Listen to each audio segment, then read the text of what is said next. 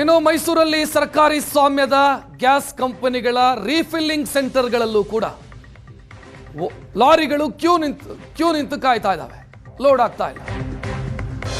ಮಂಗಳೂರಿನಿಂದ ಅಂದ್ರೆ MRPL ನಿಂದ ಗ್ಯಾಸ್ ಬರುತ್ತೆ ಇಲ್ಲಿಗೆ ಪೈಪ್ಲೈನ್ ಮುಖಾಂತರ. ಇಲ್ಲಿಂದ ಬೇರೆ ಕಡೆಗೆ ಸಿಲಿಂಡರ್ ಭರ್ತಿ ಮಾಡಿ ಕಳಿಸ್ಕೊಡ್ಬೇಕು. ಆದ್ರೆ ಕಮರ್ಷಿಯಲ್ ಗ್ಯಾಸ್ ಸಿಲಿಂಡರ್ ಅನ್ನ ಇಲ್ಲಿ ಭರ್ತಿ ಮಾಡ್ತಾ ಇಲ್ಲ. ಮಂಗಳೂರಿನಿಂದ ಮೈಸೂರಿಗೆ ಪೈಪ್ಲೈನ್ ಮೂಲಕ ಬರುತ್ತೆ ಅನಿಲ, ಅಲ್ಲಿಂದ ಬೆಂಗಳೂರು ಸೇರಿ ಬೇರೆ ಬೇರೆ ಕಡೆಗಳಿಗೆ ತಮಿಳುನಾಡು, ಕೇರಳವು ಇಲ್ಲಿಂದ ಸರಬರಾಜಾಗುತ್ತೆ.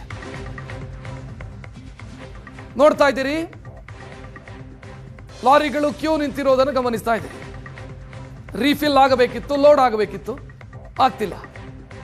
ಕೇಳಿದ್ರೆ ಸರ್ಕಾರದ ಸೂಚನೆ ಇದೆ, ಕಮರ್ಷಿಯಲ್ ಗ್ಯಾಸ್ ಸಿಲಿಂಡರ್ ಫಿಲ್ ಮಾಡಬೇಡಿ ಅಂತ. ಇದೆಲ್ಲವೂ ಕೂಡ ಕಮರ್ಷಿಯಲ್ ಗ್ಯಾಸ್ ಸಿಲಿಂಡರ್ಸ್. ಲಾರಿಗಳು ಹಂಗಂಗೆ ನಿಂತಿದ್ದಾವೆ. 30 ಲೋಡ್ ಹೋಗ್ತಿತ್ತಂತೆ ಪ್ರತಿನಿತ್ಯ, ಈಗ ಅದಿಲ್ಲ, ಸಂಪೂರ್ಣವಾಗಿ ಸ್ಥಗಿತಗೊಳಿಸಲಾಗಿದೆ.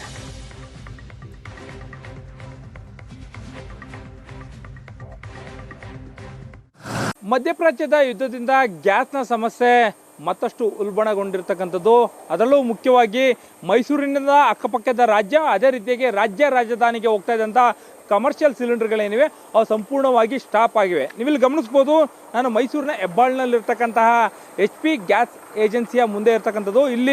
ಇಲ್ಲಿಂದ ಏನು ಮೈಸೂರು ನಗರ, ಬೆಂಗಳೂರು ನಗರ, ಅದೇ ರೀತಿಯಾಗಿ ತಮಿಳುನಾಡು, ಕೇರಳ ರಾಜ್ಯಗಳಿಗೂ ಕೂಡ ಡೊಮೆಸ್ಟಿಕ್ ಹಾಗೂ ಕಮರ್ಷಿಯಲ್ ಗ್ಯಾಸ್ಗಳು ಸಪ್ಲೈ ಆಗ್ತಾಯಿತ್ತು. ಅಂದರೆ ಮಂಗಳೂರಿನಿಂದ ಪೈಪ್ಲೈನಿಂದ ಬರ್ತಕ್ಕಂಥ ಗ್ಯಾಸ್ ಏನಿದೆ ಅದು ಇಲ್ಲಿಂದ ಸಿಲಿಂಡರ್ಗಳಿಗೆ ರೀಫಿಲ್ಲಿಂಗ್ ಆಗಿ ಹೋಗ್ತಾ ಇತ್ತು. ಆದ್ರೀಗ ಯುದ್ಧದ ಎಫೆಕ್ಟ್ನಿಂದ ಸರ್ಕಾರ ಭಾಳ ಸ್ಪಷ್ಟವಾಗಿ ಹೇಳಿದೆ, ಏನು ತುರ್ತು ಅಗತ್ಯಗಳಿಗೆ ಇಟ್ಕೊಳ್ಬೇಕು, ಅದೇ ರೀತಿಯಾಗಿ ಡೊಮೆಸ್ಟಿಕ್ ಸಿಲಿಂಡರ್ಗಳಿಗೆ ಆದ್ಯತೆಯನ್ನು ಕೊಡಬೇಕು ಅಂತೇಳಿ ಕಮರ್ಷಿಯಲ್ ಸಿಲಿಂಡರ್ಗಳನ್ನು ಸ್ಟಾಪ್ ಮಾಡಿ ಅಂತೇಳಿ. ಇದರ ಪರಿಣಾಮವಾಗಿ ಕೂಡ ಸಾಲು ಲಾರಿಗಳು, ಸಿಲಿಂಡರ್ಗಳು ರೀಫಿಲ್ ಆಗದೆ ನಿಂತಿರ್ತಕ್ಕಂಥ ದೃಶ್ಯಾವಳಿಗಳನ್ನು ಗಮನಿಸ್ಬೋದು. ಕಳೆದ 2 ದಿನಗಳಿಂದನೂ ಕೂಡ ಇಲ್ಲಿ ಲಾರಿಗಳು ನಿಂತಿವೆ. ಲಾರಿಗಳಲ್ಲಿ ಬಹಳ ಮುಖ್ಯವಾಗಿ ನೀವು ಗಮನಿಸಬೇಕು, ಬೆಂಗಳೂರು ಕಡೆಯಿಂದ ಬಂದಿರತಕ್ಕಂಥ ಲಾರಿಗಳೇನಿವೆ ಅವುಗಳು ಸ್ಟಾಪ್ ಆಗಿವೆ.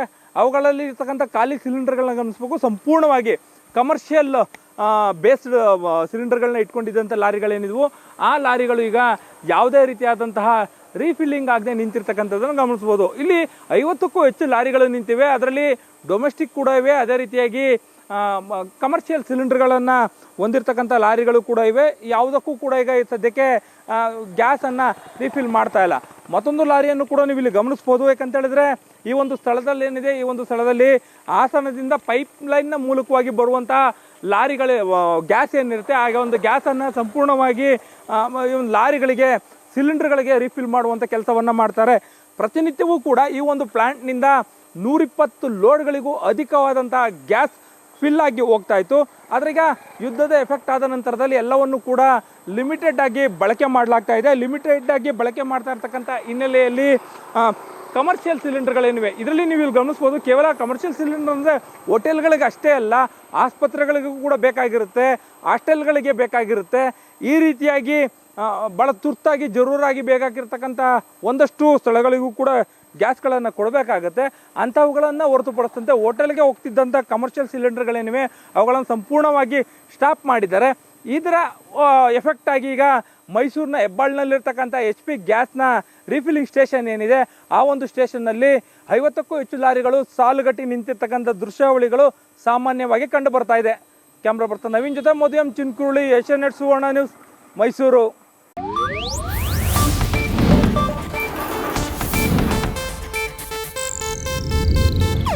ಇದು ಏಷ್ಯಾನೆಟ್ ನ್ಯೂಸ್ ನೆಟ್ವರ್ಕ್ ಪ್ರಸ್ತುತಿ.